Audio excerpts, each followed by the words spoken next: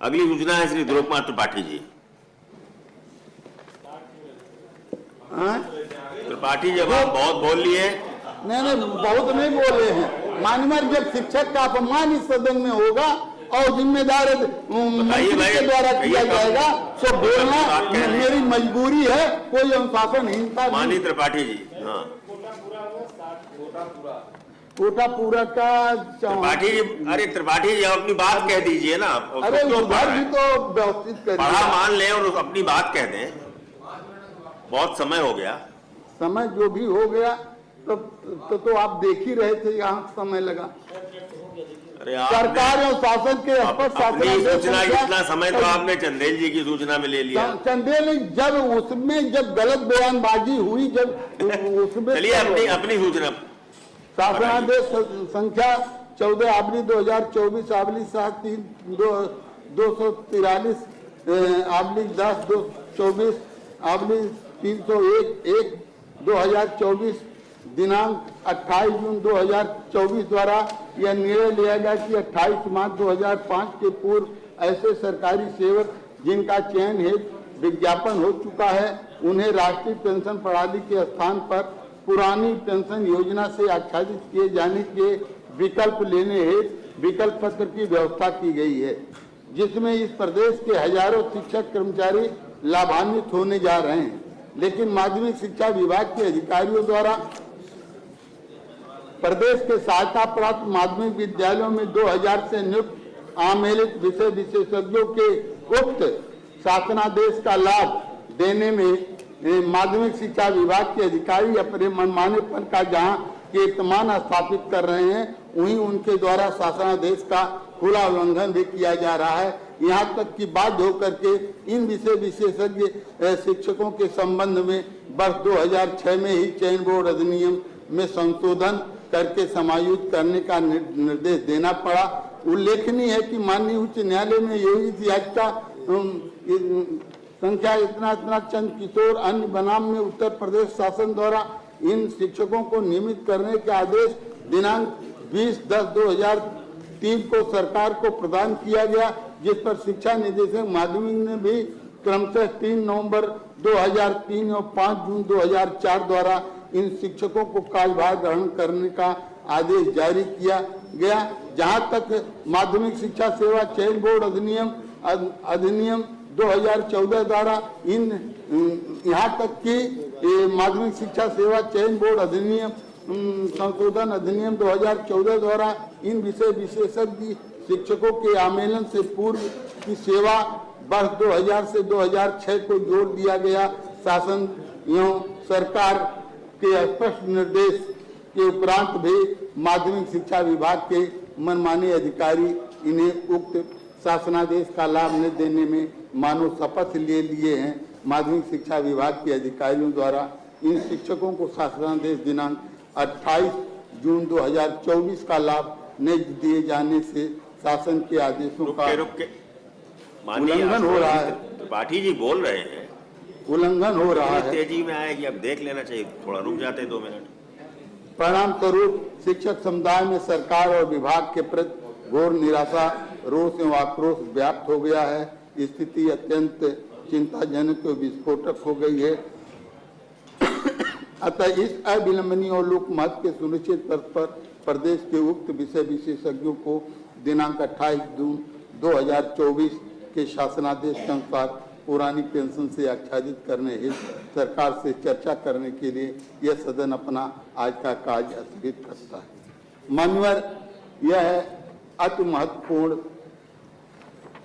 सूचना है, अविलंबनीय भी है, लोक महत्व का भी है, सुनिश्चित और हमारी सरकार की प्राथमिकता भी है कल्याण करने की, जिसके तहत सरकार ने माननीय न्यायालय के अनुपालन में 28 जून 2024 को यह आदेश दिया कि जिनकी नियुक्ति हेतु विज्ञापन 28 जून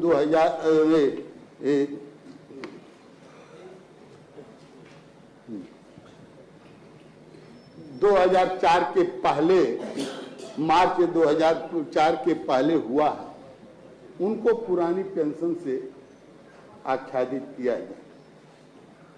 मान्यवर,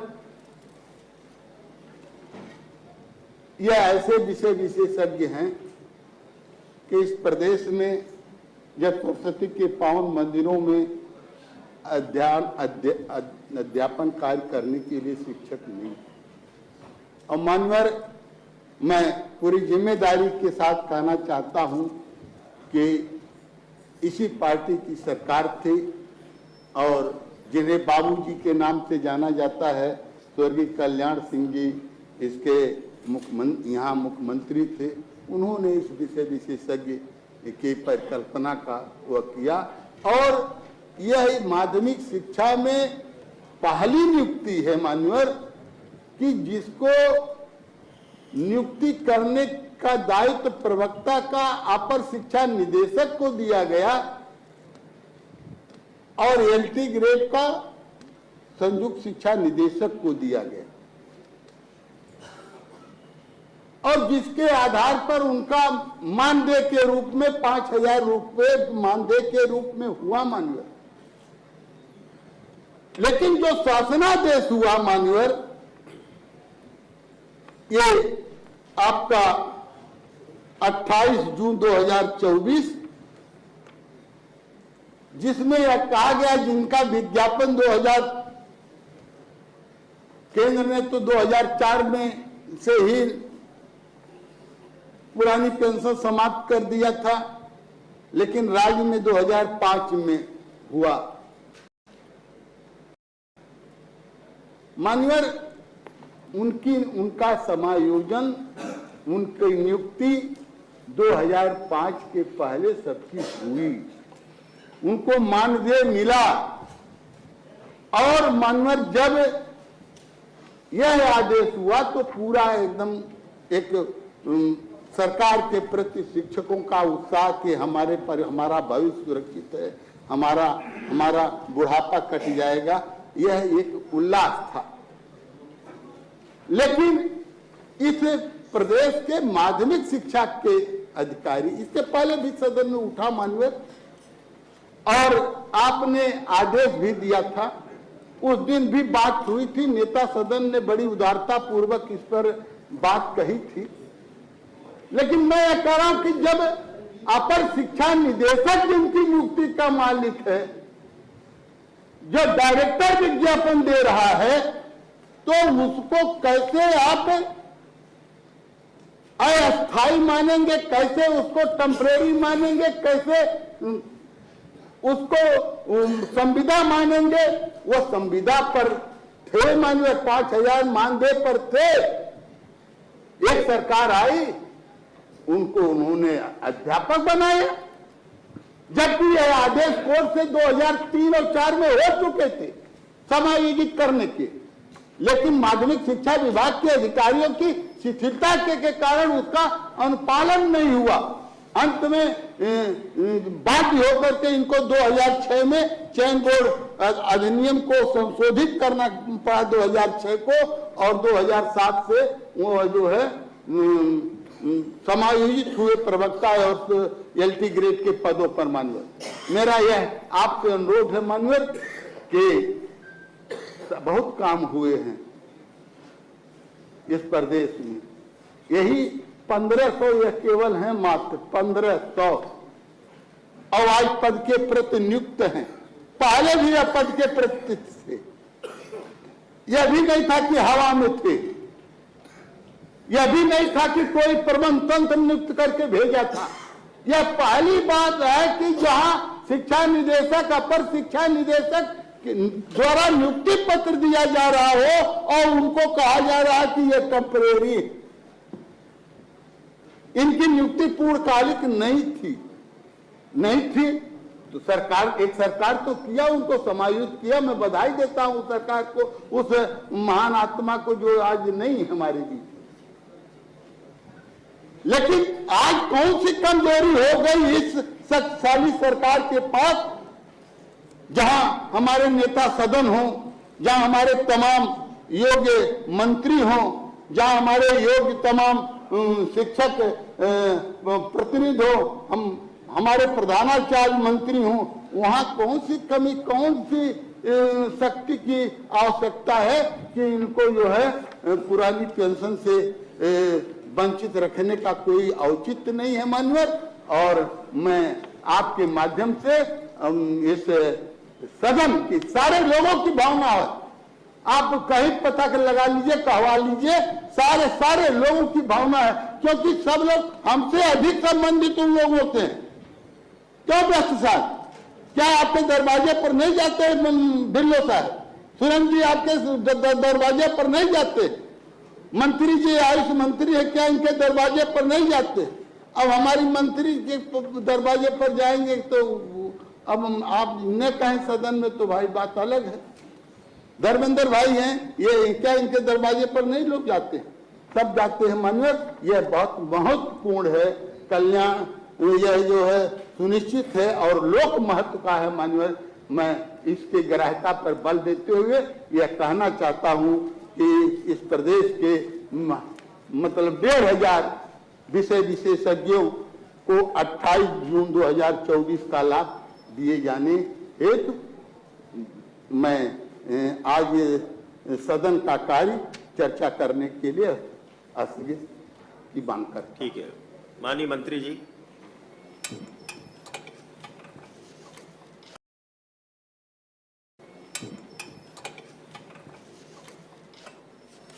माननीय सभापति महोदय, उत्तर देने से पूर्व मैं जरूर आपके संज्ञान में ये बात लाना चाहूंगी कि जो विषय अनुच्छेद की धाराओं के अंतर्गत आ रहा है, माननीय के मतलब 1500 विषय विशेषज्ञों को 28 जून 2024 का लाभ दिए जाने हेतु मैं आज सदन का कार्य चर्चा करने के लिए स्थगित की मांग कर। ठीक है, माननीय मंत्री जी।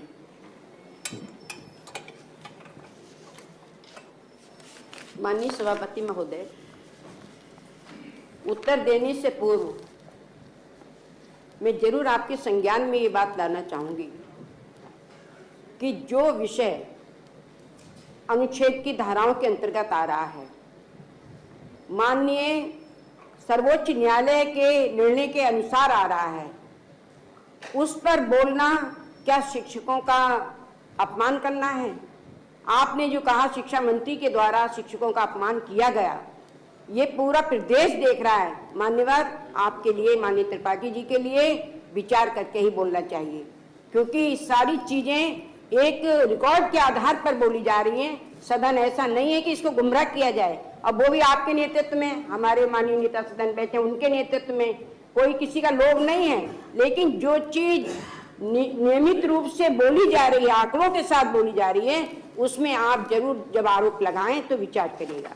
इस संबंध में आपने जो प्रश्न उठाया है मान्यवर, इसमें मुझे ये कहना है कि वैकल्पिक व्यवस्था के अंतर्गत प्रदेश में 1999 से वर्ष 2002 के मध्य विज्ञापन प्रकाशित कराए जाने के उपरांत एक निश्चित मानदेय पर विषय विशेषज्ञों की नियुक्ति की गई महोदय, जिसमें ये व्यवस्था की गई थी कि ये विषय विशेषज्ञ शैक्षणिक सत्र के अंत तक कार्यरत रहेंगे। ग्रीष्म अवकाश की अवधि में ऐसे विषय विशेषज्ञों को कार्यमुक्त कर दिया जाएगा, उन्हें कोई भी मानदेय नहीं दिया जाएगा। महोदय, उत्तर प्रदेश माध्यमिक शिक्षा सेवा चयन बोर्ड अधिनियम 1982 तथा संशोधित 2006 में धारा 21 के जोड़कर विषय विशेषज्ञों को रिक्त पदों पर सम्मिलित किया गया। उत्तर प्रदेश माध्यमिक शिक्षा सेवा चयन बोर्ड अधिनियम 1982 यथा संशोधित 2014 द्वारा सम्मिलित विषय विशेषज्ञों की सेवाओं की गणना के संबंध में धारा 21(6) बढ़ा दी गई, जिसमें प्राविधान किया गया कि अशासकीय सहायता प्राप्त माध्यमिक विद्यालयों में विषय विशेषज्ञों के रूप में की गई सेवाओं को प्रशासकीय हित के लिए वैकल्पिक रूप से वित्तीय लाभ के बिना मान्यवर सीधी भर्ती द्वारा भरी जाने वाली मौलिक रिक्ति पर समायोजन के पश्चात सेवाओं में जोड़ा जाएगा। विषय विशेषज्ञ के रूप में संविदा पर की गई सेवाओं की गणना किसी भी दशा में सेवानिवृत्ति लाभों के लिए एहलकारी सेवा में नहीं की जाएगी। शासनादेश दिनांक 28 जून 2024 से कार्मिक आच्छादित होंगे जिनकी मौलिक नियुक्ति सरकार द्वारा विहित सेवा नियमावली के उपबंधों के अनुसार किसी अस्थायी या स्थायी पद पर हुई हो। उक्त वर्णित तथ्यों से स्पष्ट है कि विषय विशेषज्ञों के सरकार द्वारा विहित सेवा नियमावली के उपबंधों के अनुसार किसी अस्थायी या स्थायी पद पर मौलिक रूप से नियुक्त नहीं किया गया था। अतः प्रश्नगत प्रकरण शासनादेश दिनांक 28 जून 2024 की व्यवस्था से आच्छादित नहीं होता है। मान्यवर, मैं ये भी बताना चाहूंगी आपके लिए कि जो प्रश्न आपने रखा है उसमें अतिथि विषय विशेषज्ञों का मानदेय बढ़ाया गया है। जो शिक्षकों के हित में लिए गए निर्णय हैं उसमें विशेषज्ञों का मानदेय बढ़ाया गया है। मान्यवर, राज्य अध्यापक पुरस्कार की धनराशि में वृद्धि की गई है। मुख्यमंत्री अध्यापक पुरस्कार वित्त विहीन अध्यापकों के लिए प्रारंभ किया गया है। 7,540 शिक्षकों के नवीन पदों का सृजन किया गया है और मान्यवर दूसरे विद्यालयों उनकी सुविधा के अनुसार दूसरे विद्यालयों में स्थानांतरण भी किया गया है। ये सारी व्यवस्था मान्यवर की गई है। ठीक, माननीय त्रिपाठी जी। मैं स्टेट का, इस सदन का, यहाँ के सारे मंत्री सबके प्रति मैं आदर का भाव रखता हूँ, लेकिन मानवर अब उसका जवाब तो अब वो बीत गया। नहीं तो मैंने कहा था, लेकिन इस तरह से फिर सदन को गुमराह करने की कोशिश न की जाए और यदि हो तो इसकी उच्च स्तरीय जांच करा लिया जाए। जो दोषी हो, जो गलत बयानबाजी किया हो, उसको दंड दे दिया जाए। मुझको जो भी दंड दिया जाएगा मैं स्वीकार करूंगा।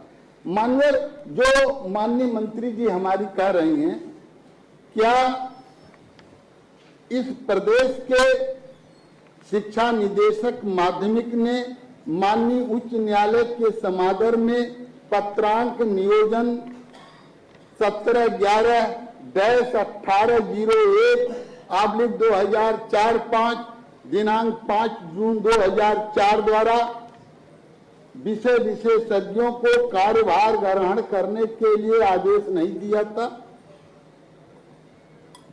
क्या मान्यवर यह समायोजन क्या माननीय उच्च न्यायालय के आदेश पर यह शिक्षा निदेशक ने नहीं आदेश जारी किया था? क्या इसका विज्ञापन कोई जिला विद्यालय निरीक्षक या कोई प्रबंध तंत्र यह विज्ञापन किया था? क्या यह सत्य नहीं है कि निदेशालय स्तर से अपर शिक्षा निदेशक कार्यालय से प्रवक्ता की नियुक्ति और एलटी की जेडी की नियुक्ति 5,000 मानदेय पर नहीं की गई थी? मैं यह कहना चाहता हूं कि क्या जो भी नियुक्त मानदेय पर शिक्षक थे, क्या उनको अनवरत नहीं रखा गया? क्या उनको सेवा से वंचित कर दिया गया? क्या उनके स्थान पर कोई नया कोई विषय विशेषज्ञ ला दिया गया? माननीय, ये सारी परिस्थितियां वैधानिक रहते हुए तब जाकर के उस समय की तत्कालीन स्वर्गीय मुलायम सिंह की सरकार ने इन शिक्षकों को समायोजित किया था पदों के प्रति। अब वह 2200 सब थे, अब धीरे धीरे वह सेवा निवृत्त भी हो गए। आज जो बचे हैं मात्र 1500-1600 से अधिक नहीं है। क्या माननीय मंत्री जी, मैं आप के माध्यम से यह अनुरोध करना चाहता हूं नेता सदन से भी कि जो आपने निर्देश दिया था, उस निर्देश के आधार पर जो नेता सदन ने बैठक बुलाई थी, उसमें जो सहमति के तमाम बिंदु स्वीकार किए गए थे, कुछ नहीं स्वीकार किए गए थे। क्या इन शिक्षकों को पुरानी पेंशन का लाभ देने के लिए जो शासन में लोक कल्याणकारी सरकार ने जो 28 जून 2024 का शासनादेश दिया है, उसको इससे आच्छादित करके उनको पुरानी पेंशन में समाहित प्रदान करने के लिए समायोजित करेंगे या माननीय मंत्री जी कुछ कहना है? माननीय सभापति महोदय, मैं पूरी बात कह चुकी हूँ जिसमें सारी चीजें आ गई। बात की ओर और नेता सदन की ओर पूरा प्रदेश देख रहा है। मेरा हाथ जोड़ करके प्रार्थना है कि अब आप दोनों जो चाहें उन परिवार के बच्चों, उन शिक्षकों के परिवार को आप उनका भविष्य मतलब सुदृढ़ करने के लिए आप कोई आदेश देंगे कि हमारे मंत्री जी की तरह जो भी आगे वो बात हो जाए उसकी तरह वो करेंगे। मेरा निवेदन है कि मैं बैठिए देखिए बड़ी पीड़ा है मानवर, जब आ जाता है कि अयोग कहा जाता है तो यह हमें स्वीकार नहीं है मानवर। आप कोई निर्देश दे करके और नेता उमेश द्विवेदी जी माननीय जी, हम लोग भी शिक्षक से चुन के आते हैं। ये सही है कि उनका दोबारा कोई विज्ञापन नहीं हुआ है। वो जिस तरह से रखे गए थे ढाक, उसके बाद वो परमानेंट किए गए, उसी शासनादेश के तहत ही परमानेंट किए गए और उनका पूरा वेतन मिला जैसे अध्यापक को मिलना चाहिए। कोई ये नहीं कि उनको अंशकालिक या इस तरह से मिला, पूर्णकालिक किए गए, उनको पूरा वेतन मिला। तो उस विज्ञापन के आधार पर उनको पुरानी पेंशन मिलनी चाहिए, यही सिद्धांत है, यही लागू किया गया अपने यहाँ। तो उनको देने में कोई हर्ज नहीं है और देना भी चाहिए। माननीय चंदेल जी, ये कहना चाहता हूँ कि वास्तव में इन लोगों को पूरा वेतन मिलता रहा है। पूरा वेतन विनियमितीकरण भले ही वो 6 में हुआ है, लेकिन जब वेतन पूरा पाते रहे प्रारंभ से तो विषय विशेषज्ञों का अधिकार बनता है। पूर्णकालिक शिक्षक के रूप में काम किया है पूरी तरह से उन्होंने। और ये नियुक्तियाँ 2000 शुरू हुई थी, भाजपा की ही सरकार थी, माननीय कल्याण सिंह जी देश के मुख्यमंत्री थे, उनके निर्देश पर नियुक्तियाँ सारी हुई थी। और ये नियुक्ति वास्तव में जायज है, ये लोग भी पेंशन पाने की परिधि में आते हैं। ठीक है। माननीय नेता सदन, कौन सा चुनाव का समय आ गया?